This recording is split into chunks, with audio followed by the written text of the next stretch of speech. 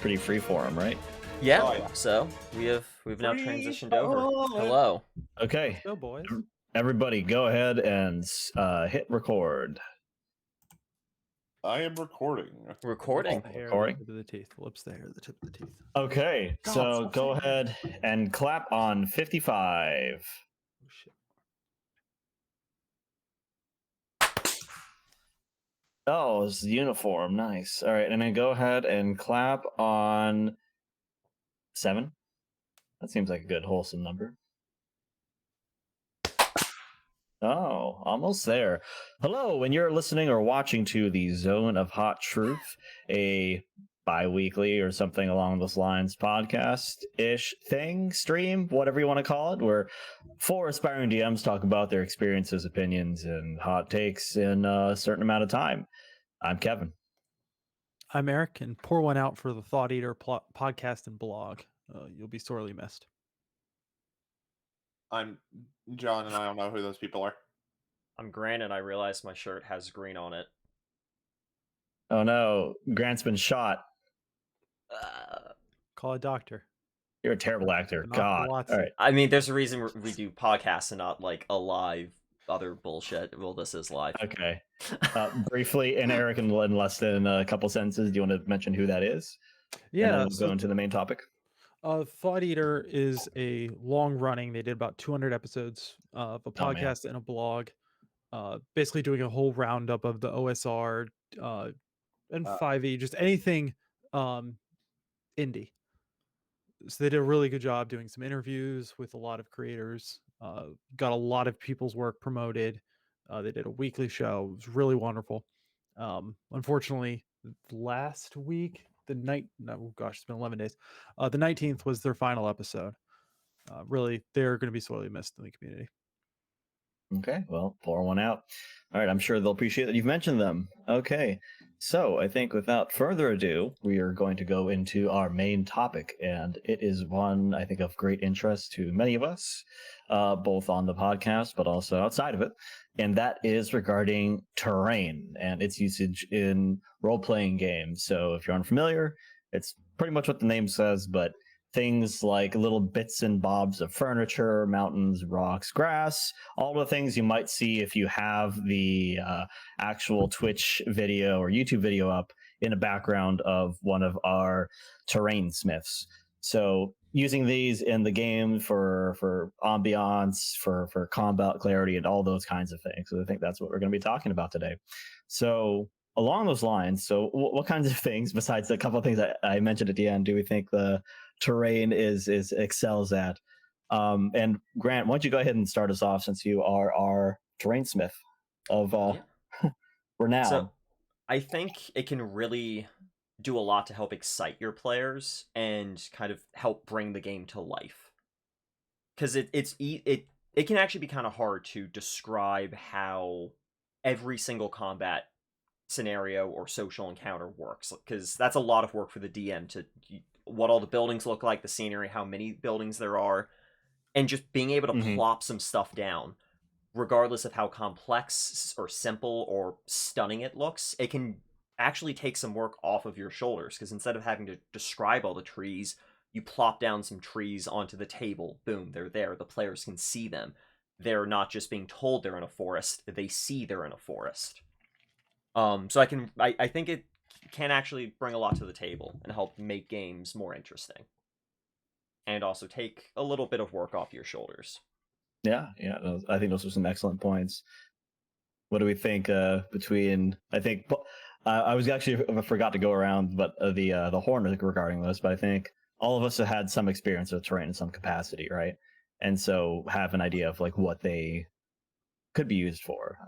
So I just wanted to clarify that at the beginning, so there's none who are going naked into this. But so what do you, John? What do you think about this? What do you think is a thing that terrain typically excels at least in your games, at the very least?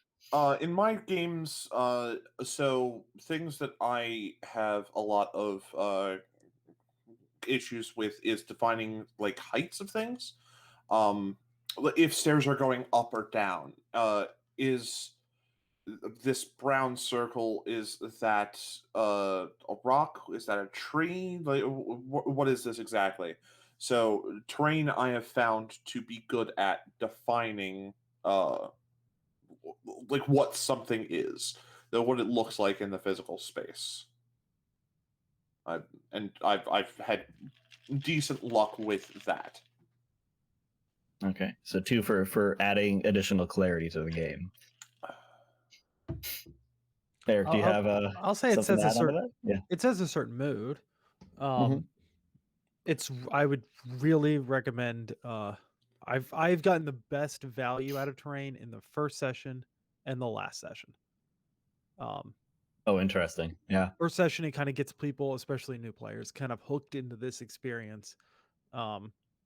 It seems just a little more performative and a little less it lets them kind of relax a bit, I think, having things set on the table. Mhm. And then the last session is just because you presumably have a preset set piece designed, so it's easier to have that at least scripted out and ready to go. Mercer-esque kind of, right? Yeah. In terms Yeah. of he does stuff like every session, but every now and then there's like a huge set piece thing, like here are these 2 circus Yeah. tents or blah blah blah. Can really help make it memorable. Okay. Yeah, That so being we said- have go ahead. I said that being said, it's a complete pain in the ass. Okay. Yes. Before we transition into that, because I knew this was coming, I could tell by the tone of your voice. I am an Eeyore in some categories, but Eric is also and others. But the thing I wanted to touch on is something you said in regarding to kind of putting the players at ease. But the way I think of it too is that it makes the game more akin to a board game and what you would expect in that. True. Right, That's because you have like usually, if you're playing like any of the dungeon crawlers, you have like doors and walls and things that you're sticking down that you are navigating through, right? And so seeing that helps to kind of put it instead of like, okay, we're doing everything freeform out of our ass, right? You're like, oh, okay, this seems similar. Like, it falls in the same, I think, set of things when we talked about the grid, for example. I was gonna say too, do we include like do dungeon tiles and things count as terrain bits for us, or I Yeah. was including that as well. okay? Yeah, terrain in my mind is anything that isn't just on a piece of paper or on the whiteboard. So even if you have a really just thin piece of foam that you use to make your tiles, that's still terrain because it's still a physical object you've put down. You can scrape it up, rough it up, paint it however much you want, and put a grid down on it. Yeah. And even though it's essentially flat, it's still a physical thing. Okay. So Eric, back to you. So you mentioned that terrain is a pain in the ass. Terrain. I mean, minis are too, but I'll stick with terrain for now. It is a pain in the ass to transport. And it's also a pain Fuck in you, the ass John. pain in the ass to store. So it's not as if like just playing at your home is the solution, because then you got to put it all somewhere. And there's only so many trees, so many rocks, so many tiles until you're like, oh god, where do I put all this shit? I'd also say that it can really make your prep turn into a you have to be completely on the nose about what your players are doing. It gives you very little chance to be reactive, because if you spend a good chunk of your time making a set piece and then your players don't go there, that, assuming your time is at all valuable, you're kind of fucked over on that, because it does. I know Grant's going to object to this in a couple seconds, but it does take a lot. It takes time, and whether or not you would rather spend that time on DM prep or on other hobbies or on just other things, making terrain, painting minis too, it's time. And that's why I would say if you're getting into or you're debating whether or not you want to try doing something with terrain, my advice would be to keep it very simple starting out. Don't make highly specific set piece-esque pieces. Don't make Dong Fortress. don't make a windmill because you're only going to be able to use a windmill like every once in a while. It's useless if they're in a dungeon or if they're inside somewhere. Don't make an elaborate fantasy tree. You can only use it when they go to that specific tree. What I think you can get a lot of mileage out of, and you can have, and it doesn't take up too much space, and you can use it throughout the entire length of a campaign, are just kind of simple dungeon, cave, and just wooden floor tiles. Because those can be used throughout an entire campaign. They can be used in many different situations, and they're predominantly flat pieces that are just like 3x3, 3x6, 2x6. So it takes up space, but it's easier to move, takes up less space, and it's simple to make, and you're always going to need cave, wood, or just like stone floor tiles. You can always use those anywhere in a campaign.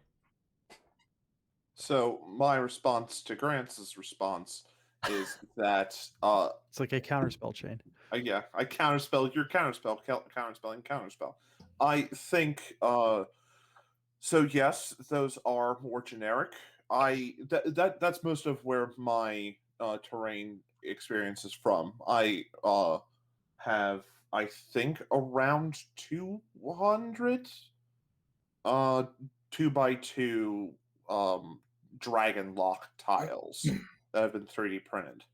And I think about 100 walls. One, they like, obviously it's not foam, but still, even 100 of those is a lot of work. That's multiple hours to accomplish, and I will be able to reuse them, but it's a lot of work. Two, yes, they are reusable, but I don't see a lot of value that they add. The tiles themselves, I struggled to find what this was adding that a whiteboard was not. Three, I have 200 of them, and I couldn't fucking finish a session. I had to go to whiteboard for some of them.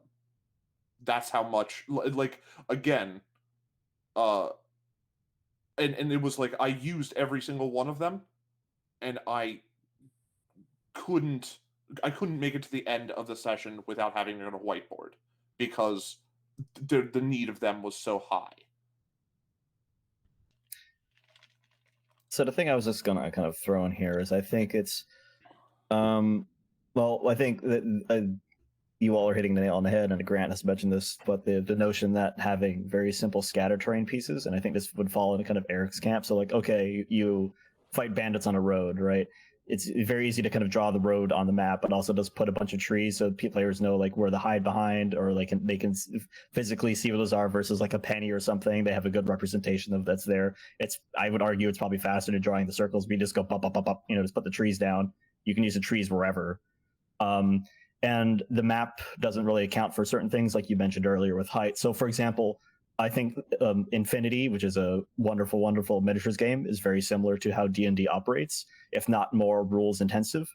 That is not a game that you can play on a two-dimensional surface. It requires the usage of 3D things to see like where's line of sight, where all those things are, those kinds of things, which are all things that kind of go hand in hand with, I think, D&D, like climbing, doing things like, am I in cover? Like those things are hard to determine usually, right? Like in that case, in the Infinity borders, you just take like a bunch of houses, right, and other things, just blah, that's on the board, let's go. Which I think is kind of where most of that falls in. So it's not huge set pieces that you probably want to do, unless it's like Eric mentioned, it's either the first or the last session. It's probably just like 90% just here's something that is gonna be show, like Grant mentioned, like in almost every random encounter that you see, right? Even in a dungeon, like I think Eric can attest to the what's that guy's name? Professor Dungeon Master's like zone system. But it's a terrain piece, but it only requires like basically a circular board that says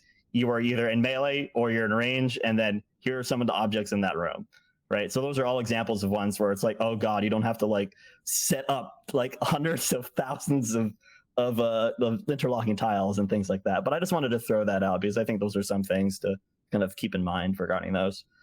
Yeah, because terrain, it's like any tool. You want to make the terrain work for you, you don't want to work around your terrain. So using it to, like the system Kevin just referenced, it's you go to the dollar store, you get a dollar pizza sheet, you just paint it gray, you put a grid on it, and then that is your dungeon tile, and then you just use that. So like it's incredibly cheap and easy to make, or at least it can be, and you But can use that to represent your dungeons. That's a whiteboard. That's a whiteboard. At that point, Yeah, you well, It's a that's gridded whiteboard. but that's another guess- that is something important, I Christmas think, to talk paper. about with terrain. Yeah. Is Christmas there's a paper. spectrum for it. It's not an all, like, there's extremes to both ends. You can make it as complex and detailed as you want, and if you don't have time or you're just want to test it out, there are cheaper alternatives that aren't that much more than just the whiteboard, yes, but it's a way for you to at least figure out if it's something you're interested in pursuing more. Like, did you enjoy using that and working around it with your encounter? Did your players enjoy seeing it and having it before you just jump off the deep end? It's like, maybe get some cheap minis from like a what's it called? Like a thrift shop or game store sometimes have like I don't know any words in English. Like, people sell like old minis and stuff that they don't want, like swap me type things. Lots. Don't buy a 3D printer. Craigslist. If you want to experiment with minis, just go get some cheap secondhand minis or some like 2D stands. For the minis, let's go ahead and let's table that aspect table of that. minis. I'll fight for minis another day. Yeah. Okay. The one, oh damn, this is what I almost forgot it, and I have it. So I think the key thing that is maybe different for everyone here, as opposed to maybe the normal person who might be using terrain, is the fact that the three of you have 3D printers, and you can basically create whatever you want, whenever, right? For whatever purpose. Does that change the way that you think you use and want to implement terrain at all, or is that just, not to talk about minis again, but just a basically cranking out minis and a machine to do so? I only use my 3D printer for terrain for like accent pieces mostly. So like I don't want to craft a bunch of barrels and crates out of foam. I can just 3D Dong print Fortress. those. But most of my actual terrain, I actually make it out of foam, rocks, like clay, popsicle sticks. I actually use very little, if any, 3D printed stuff with my terrain, again, except for barrels and crates, because I can't be bothered to make like a 1/2 inch by 1/2 inch crate out of foam. Understandable. Mm-hmm. No, I don't use my 3D printer at all for terrain. Or if I would, it would be very specific. Mostly Shout because out I to just the hex tiles real quick, but yeah. oh yeah, Yeah. see that those are Yeah, Yeah. I like but John. they're done for me. I would mention too, the problem with terrain, and I'm going to mention this just because of 3D printing, and Grant said players are going to love it. The players probably will love it, but the expectation is always on the DM. It's not something your players can do. It is a DM only hobby, which the expectation is, and I think there's a lot of pressure on Reddit, and I think even some of us will say things that put pressure on people, as far as, if you DM, this should be a hobby you do as well. If you DM, you should paint minis. If you DM, you should build terrain. If you DM, and that's not necessarily the case. People DM for many reasons, and they might not like doing all the arts and crafts stuff. I know some of us have mentioned that in the past. I love painting minis, but I definitely don't like the mini painting is its own thing. The terrain Amen, building brother. can be its own thing. Just because you run the game, the only thing that running the game requires you to do is be ready to run the game. Don't build terrain just because a bunch of people on the internet are telling you that's what you have to do. I think that's complete bullshit. Build terrain because you enjoy it. It probably does not add sufficient value based on the time, but again, it's up to you. Is it your hobby? John. I wanted to just like echo something Eric said of like I don't I hope that nobody here is putting pressure on anybody. Implicit. hypothetically listening. Yeah, supporting something I don't think means that just because I like printing minis does not mean that I think that that is required. Just because I think we can have, again, I don't want to get too deep into minis. You do not need to buy minis. I think the only thing that you need to play D&D is like to play D&D at like almost high efficiency is a Copy dry of LSD. dry erase grid sheet and a thing of markers. And beyond that, it's everything beyond that's gravy. So I don't let anybody put any pressure on you, even us. Just because we're doing it, we're dumb and have sunk a lot of time and money into this fucking money pit of a hobby. Doesn't mean you have to. Yeah, and as the guy in the group who has 4 shelves full of terrain, I only do that because I like it. If I didn't like making terrain, I wouldn't do it, because the others are right. Because it does take time, it does take a lot of effort, and it's 100% on you, because your players almost certainly aren't going to bring it or ask what they can bring for you. So it's definitely a labor of love. But I do think if it's something you enjoy, it is definitely worth it, and it's worth maybe just trying something simple just to see if you do enjoy it. The quick thing I want to touch on here is something that Eric mentioned with the implicit bias. So I think there are 2 phrases I think that kind of tend to lend to this, which either we might be guilty of, or others might be guilty of, or people on the internet might be guilty of. But either, oh, you should, kind of, and like ... for like, oh, you should, like somebody has a problem, like, oh, you should just like plop down some tent, like make some tents or print some tents, or something along those lines to fix a problem you might have. Or if you're in a game, somebody goes, or wow, I would love to see this, as like, like represented with like 3D stuff, like, and they're harmless phrases by themselves, but in the context of, somebody who, like Eric mentioned, is not really interested in those things. It just causes like undue pressure, I think, to think about things, whether that's intended or not. The intent is not important. The impact is what is important. Is the kind of the thing I want to drive home there. Like, is if you tell to some people like, well, I didn't mean it like that, that doesn't change the fact that it had the impact that it did. And I just wanted to touch on that briefly because I think that's something that's not really mentioned a lot. So back into John. I don't think we talked about this briefly, but so you said 3D printing has not changed anything, correct? With like how you do things for the most part. Like prior to the printer, I think, or did you didn't even start DMing until you had the printer? So maybe that's a moot statement. No, not true. I had my first three sessions before I 3D printed everything. So it's changed the fact that I have minis for everything now. Before a session, the Sunday before a session, I queue up and I print out all the minis I need for the next one.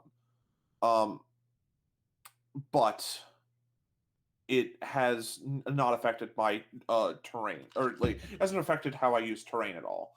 I printed a bunch of stuff and haven't used any of it because I don't think I need it. I've used some, like, the one thing that I think I have felt like I was able to do with it was I was able to like better set up, like Eric was talking about, that last, like the set piece. I like having set pieces. I printed out like an arena for my players to fight in, and I felt like that was cool. Everything else, like an entire arena. A 70 by 80 thing with walls. Oh Jesus. Okay. Like ramps up the side and had like a plateau. Had like a observation level. But like that, I thought added value because it was a cool, like, wow, this thing is big. Look at the size of this thing. Save that sound clip. Save that sound clip. Clip it. One of our 2 cool. viewers, clip it. Wow, that's cool. Look at the size of this thing. Let me get that clean for you. But yeah, I don't think like it hasn't changed how I DM at all. That reminded me of something that I wanted. Like, I put down a list of I want to talk about this, and thank you for reminding me, John. I think that's a good example of like, because when it comes to terrain, one of the biggest things I think is also knowing when it's worth even attempting to use it. So I'm going to use a Delian Tomb as my example for this. It's a small like set piece, low level encounter that players, or that's designed for low level players. And for anyone who's not familiar, it's Matt Koval. He has a video on it. But it's a low level dungeon. You walk through the forest to get there. So just as an example of like, if you do have tiles and terrain, like maybe the dungeon, prep that with terrain or whatever terrain pieces you have. But if there's a random forest encounter, don't worry about having a giant forest battle board and a ton of pieces. You can just have some accent trees. Throw them down on the whiteboard, put down some trees, some trunks. Boom, that's all you need. Because realistically, for that, it's a random encounter, and I wouldn't waste a lot of time on that.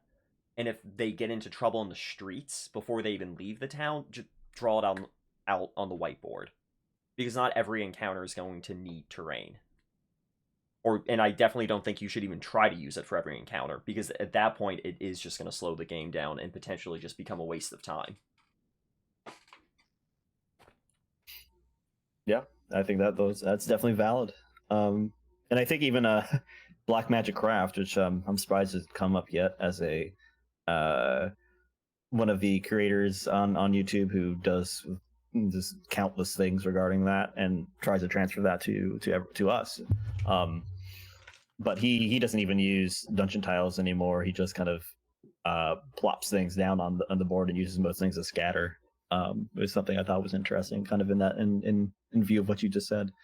So we have only a few minutes left. So is there anything we want to touch on briefly before we go into our final thoughts? I think we've hit on a good number of different aspects of terrain and usage and their kind of their pros and cons in different ways.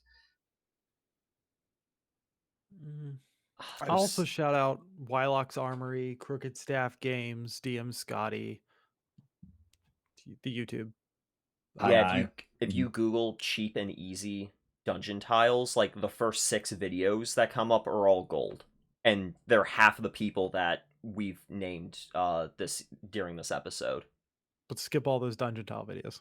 Skip all. Yeah, don't do any dungeon tile videos. Dungeon tiles are useless. They're the cheapest thing to do, and they're the fastest. Yes, they're the thing that you would use most often. They're not. They're worthless. Well, no, I think they have a lot of value in figuring out for you if you're even going to enjoy the process of potentially making and using terrain. I think they have their purpose.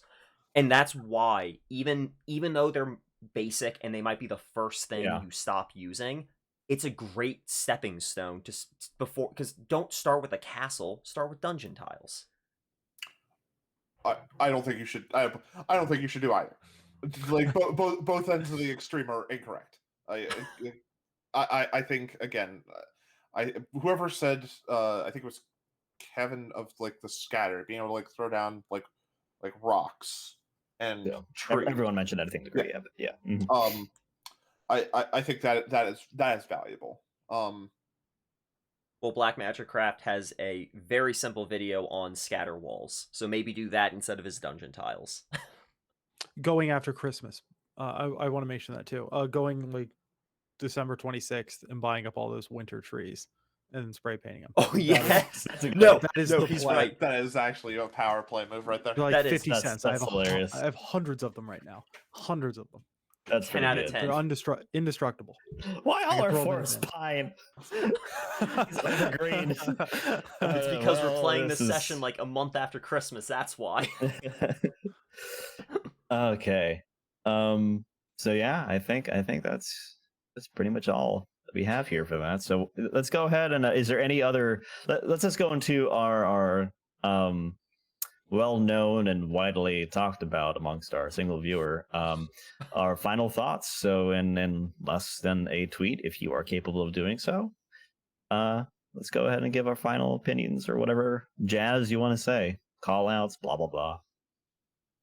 Seriously, don't use dungeon tiles. Um, they seriously, I cannot think of a single for me and any game I've played in thing that has been more of a time sink. Um, as far as disrupting the table, disrupting the exploration of the area, uh, dungeon tiles. Seriously, they seem really awesome in all the videos. They always command attention. But then when you're sitting at the table, you're like, dear God, just please draw this on a map. I can't do it in less than a tweet. I don't think I've ever tweeted before. You're So useless. eh. If Gonna just tap my wrist until John finishes. oh yeah, please. If you need to, don't use walls. Walls suck. There was a thing that I learned during the last one where I had walls on everything. My players kept having to go, I can't see the fucking thing, and stand up and like, okay, that is a time sink. That's useless. Also, don't use terrain. Just buy a whiteboard and draw it. Maybe some scatter. That's about it. I think terrain can really help add a little something extra to your games, but start small. For $15 at a dollar store, you can get everything you need to make all the basic stuff. And I don't think you should go any further than that until you try that just to see if it's for you. Because it might not be, and you might not enjoy it. So don't go too crazy at first. My last thought here. Fuck all you non-dungeon tile using folk. I think dungeon tiles and the scrolling method where like somebody's in a room and they try to go in a door, that whole shit is the only way you'd get IRL fog of war without people going, well, I think there's something there because you have a piece of paper over that spot, you know, like on that, or like having to tediously draw something instead of going plop, plop, plop. All right, there's 3 doors, plop, here's the room, plop, here's the room, right, as they go forward and it disappears behind them, right? So like then they have to go, oh fuck, okay, we would go back into the room, left, you know, they have those kinds of interesting decisions. You can kind of do that, but it's not the same in like a whiteboard or that kind of jazz or theater of the mind. But I just wanted to hit on that because nobody mentioned that, and I think that's one of the more valid uses of it. Anyway, the piece of paper thing is pretty dumb. It's the worst thing you could do. I have a thing. This is really briefly. Fuck time. Suck you. Suck my dick. Eat my ass. What is it? So I, you know, you fog war and like Roll20, and this is kind of like a little tangential, but there's a little bit of negative space in this house, right? And somebody's like, I bet that's a hidden space over there, and I'm like, John just died. Rip. I didn't know you. I'm sorry. We'll change topics. I didn't think you felt so strongly about that, John Lamond. I apologize. Yeah. But yeah, those kinds of things, I like. Some people might like that. I get kind of annoyed at that because people start to try and interrogate your map in that way, which is annoying. Anyway, so you can go ahead and reach us. Why the fuck do I even say this? If you're here, you'll probably find out how to contact us. Thank you for listening and keep rolling those dice. Oh. Are you okay, John? The thing that locks the chair in place from rocking back popped out, so I like fell back. Oh god. I'm actually kind of a fan of that outro. That was actually legitimately funny. It will continue. Let's see. Actually, no. Yeah, I'm really glad. I thought about saying the scrolling thing at a few points, but like, I don't know why I didn't, because that's like 50% of how I use my dungeon tiles for that reason. Is because like, it's the best of the whiteboard and like the basic terrain. Because you can use a whiteboard or a grid to just do a rough thing, and then like when stuff happens or whatever, you can just lay out tiles as they go. I'm not talking about tiles of walls. I'm talking about just like, here's a 3x3 room, right? Yeah. As Eric like, shakes his head real quickly here. These flat tiles. Nothing in it. Like no, I know. I've done the yeah. side scrolling of like the Wallace and Gromit laying the bricks out in front of people and taking the old ones to put them in front. I would have the entire time. I'm like, why didn't I just draw this? Why didn't I just draw this? It's so easy to go bloop blop bloop blop bloop bloop versus I don't know. okay, I hated drawing on the map. And then someone shifts the tiles and everyone looks and goes, oh my god, we have to read it. The walls are absolute utter garbage. Walls are garbage. I will agree on that. Walls are I- trash. Actually, a lot of my terrain with walls only has walls on one side. So that way the bits with walls I can just position towards me so my players don't have to deal with the walls, but there's still walls. Then you can't see it, and then that sucks. Well, I no, would like to. I already have to stand up because my DM screen is in front of me. So regardless of whether I'm using a whiteboard or nothing, the way my DM setup is, I have to stand regardless, more often than not, because of like where my DM screen is. Turn on a book. Be taller, nerd. Be Wow. taller. Wow, John, I can't believe I never thought about that. Also, I never even taller. got into the can of worms That's funny. that I was debating of saying, I actually think it's not that hard to make dungeon tiles. I stand by it. It is easy to make dungeon tiles. Well, it's a easy to square make. with That's a 1-inch loaded squares. statement. Yeah. That's a loaded statement. I just want to agree. put that out there. It's easy to make. It's easy to do a lot of things for some people, not for others. Well, no, like but, that. Like, It's easy well, to yes, suck Grant. it's easy to suck a dick, but I don't do it every night. That's good. It's a square. Yeah. Okay. So like you I have to literally think about cannot how go to to exactly do this without like watching. Like if you're not watching a video, you're basically like there's so many extra steps that have to go into actually making this like a nice little thing. Yeah, All right. just You have go to know build a exactly table. what you're doing. If you try to do it on your own, you're gonna fuck yourself. And if you try to do it like following instructions, you're probably gonna end up with like a bunch of things that are gonna be off. So it's and you have to have the materials. There's all these other things that have to go into it. It is easy maybe once you have the hang of it and you know what you're doing. And for some people, not for all people. I just want to put that out that right really quickly. Also, I haven't actually been able to. I'm ending the call. I'm ending the call. I'm kidding. You're good. Go ahead. Go ahead, Grant. Because the reason I wasn't just gonna say that cold, because I actually did some homework. For everything you need, you can get at the dollar store for less than $15, which I know is a non-zero That's amount not of the money. point. And That's not the point, Grant. Okay, I'm not gonna try to explain myself then. Just never mind. Go ahead. No, No, go ahead. Go You ahead. said this I'm already. done. I am done. It's not I'm the not even gonna try. $15. It's not the $15. It's the fact that they have to sit down and learn how to cut in a straight line, or It's- whatever. It's hard. It's the fact that the thing that they produce from that $15 is trash. You throw it away immediately because it's not No, healthy. you don't.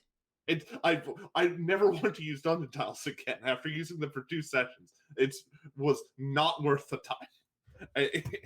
Like again, that's the thing that like we've been like keeping cycling back to was like having dungeon tiles added nothing, and all it did was. But that's just for you. To show. I don't agree with that for John, but That's yeah. just for you, because like it added value to me. So like me saying like it adds value is just as valid as a statement as you saying, well, no, it didn't add any value for me. It's useless. Like me and you, like neither of us are wrong. It's just different people find value in different Really things. quickly. This is the Also, thing I want to touch on because this is in terms of that implicit thing. It's not hard to do is one of those phrases that will like is a trigger phrase, I think, as well, which is why I kind of wanted to jump on that as the other point, because it's like, oh, it's not hard. Why don't you do this? Is something that can come about. Like if you say it's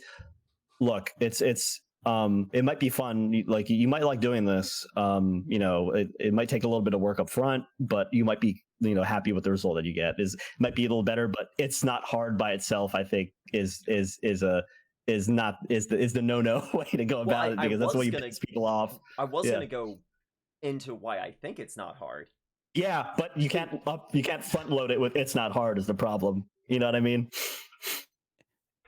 You understand, or is that no? like... No, I understand, but it's not hard. Also, takes away all the time that it does, and sure it could cost 5 cents. There's a sheer amount of time and space that it takes. It also implies that you have enough space to lay out all that glue and all that foam that you're painting all over. You don't have a cat or a dog that's going to jump up on the table and get their fur all covered.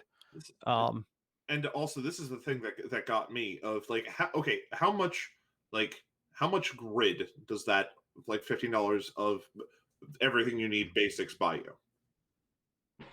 an infinite a good amount, honestly.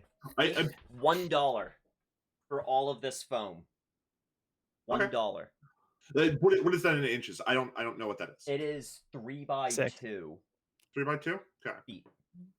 Yeah, But no, so, like- the amount I don't think is the issue, but it Well, no, is it part just- of it. Yeah, That is part of it, because again, like I was saying, I have 200 tiles, and it didn't get me through. It got me through 2 dungeon rooms. 2 dungeon rooms. Well, that's why I think the Never twice scrolling more. method is the best way to use the tiles. But the Wylock's Armory, Black Magic Craft, and a few other channels, their tutorial videos are very thorough, very straightforward, very simple, and they're only like 5 or 6 minutes.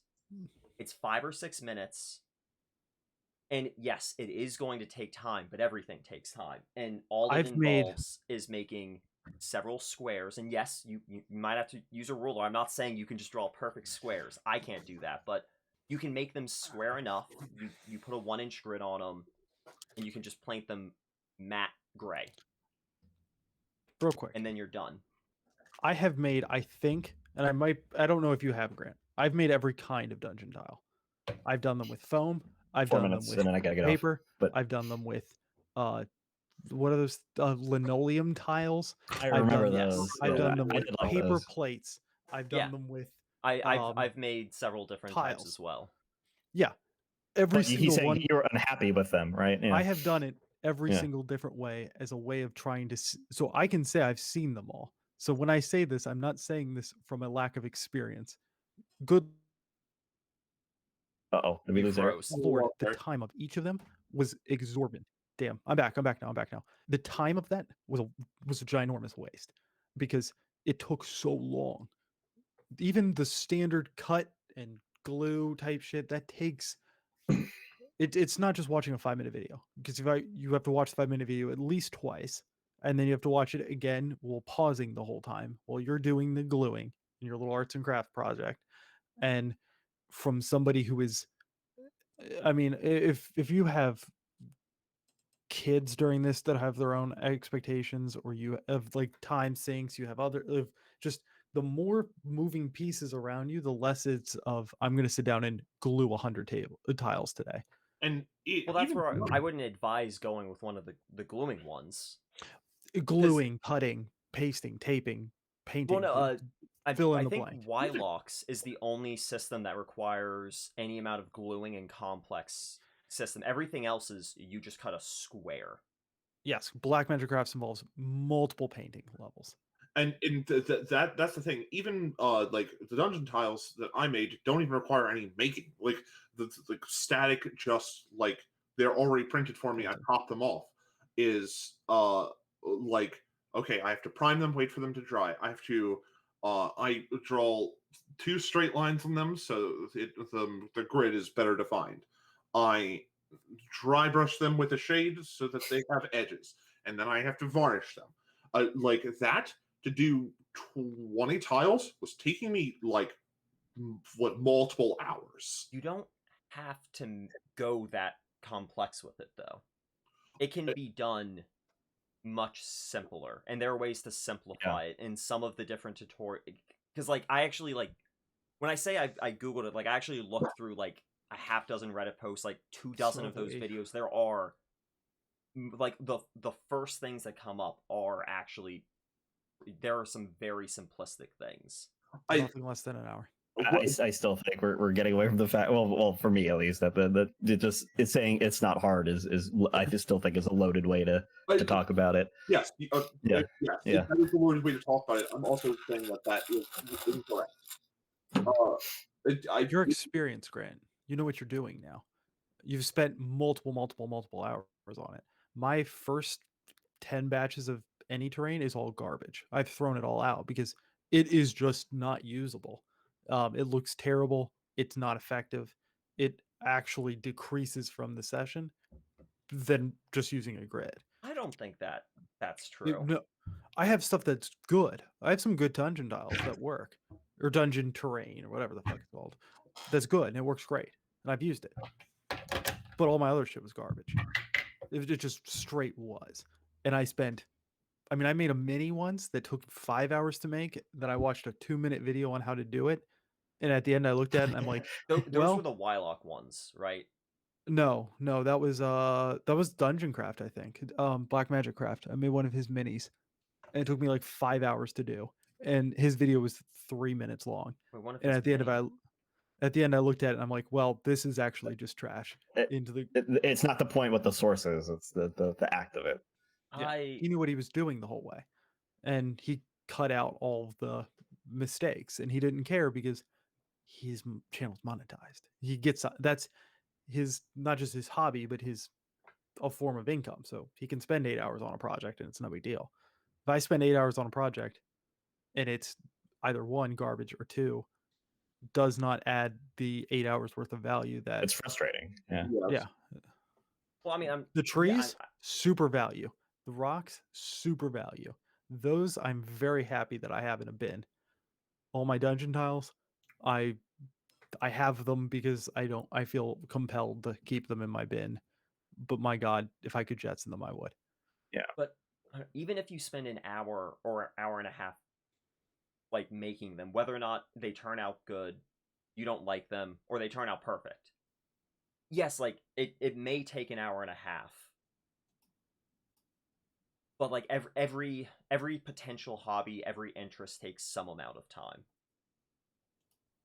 So time is like the time sink is unavoidable for anything. You can't do anything. You have limited time, though. I think is the key thing. Well, so no, if it's like, frustrating the first time, like let's focus on the things that matter.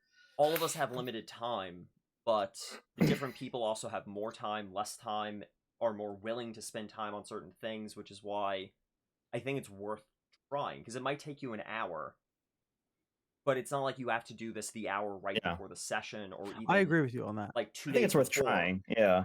Because and that hour can potentially also be broken up too, because like you can cut them all in 10 to 20, 30 minutes. It depends on the numbers. Yeah. And then you can worry about drawing the grid on it later.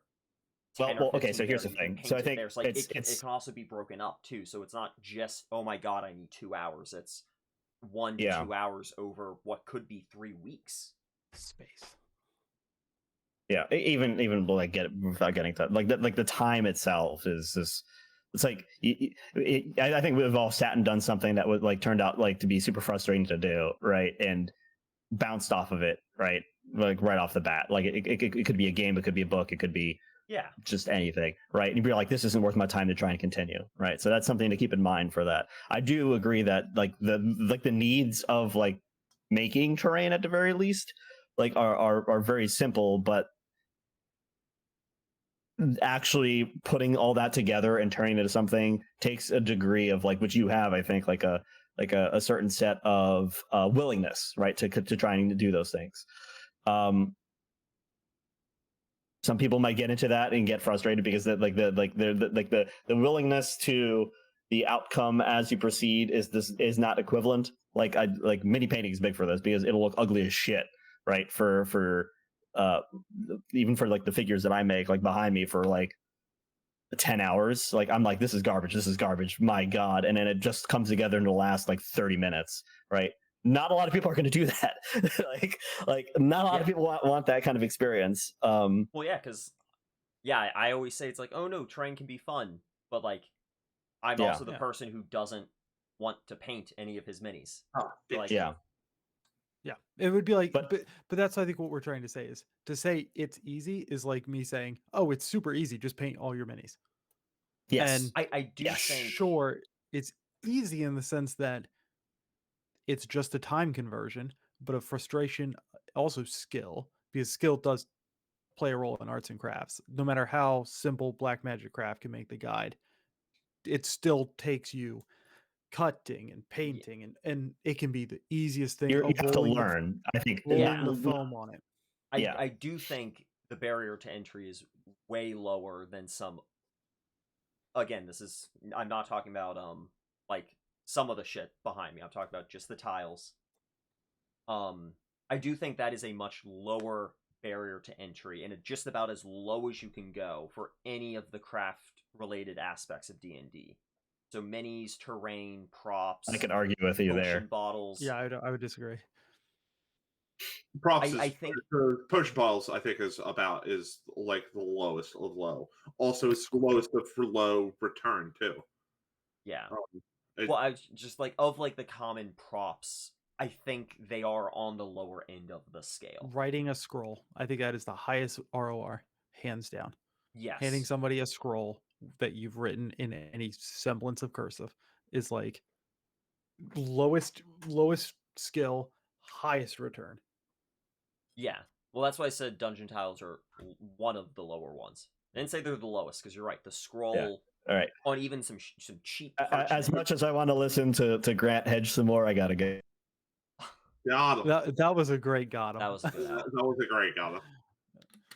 Oh god, now that Kevin's gone, the logo is now like on top of my forehead. Well, then we'll just have to end the stream now. Yeah, I guess. Yeah, that's it. That's enough of our discussion. Hey, bye. Run D&D, GG. don't make D&D. Yeah.